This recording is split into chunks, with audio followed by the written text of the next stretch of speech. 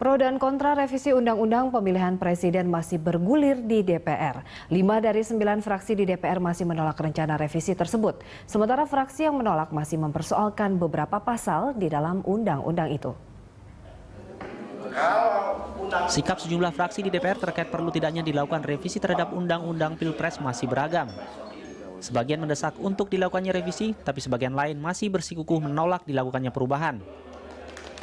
Saat ini 5 dari 9 fraksi di DPR masih berharap agar Undang-Undang Nomor 42 Tahun 2008 itu tetap dipertahankan. Salah satu fraksi yang meminta Undang-Undang Pilpres dipertahankan adalah fraksi Demokrat. Menurut anggota fraksi Demokrat Gede Pasek, revisi undang-undang itu belum terlalu mendesak dilakukan. Nah, kalau sistem berubah, maka undang-undangnya berubah dia.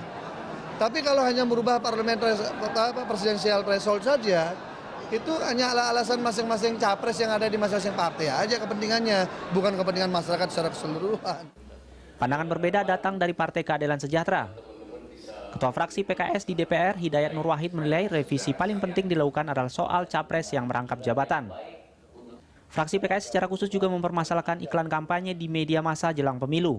Semua orang juga sudah merasakan ketika rangkap jabatan diberlakukan, ada semacam kekhawatiran terjadi konflik of interest. Semua orang juga sudah tahu bahwa ada beberapa televisi yang secara khusus terkait dengan partai politik.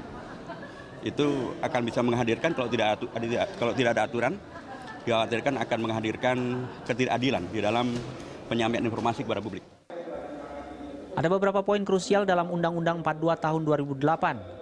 Salah satunya adalah soal aturan presidensial threshold yang jadi acuan partai politik mengajukan calon presiden. Dengan tidak tercapainya kata sepakat membuat Badan Legislasi menjadwal ulang pembahasan undang-undang ini di masa sidang berikutnya. Adisti Larasati, Indarmawan, Berita 1, Jakarta.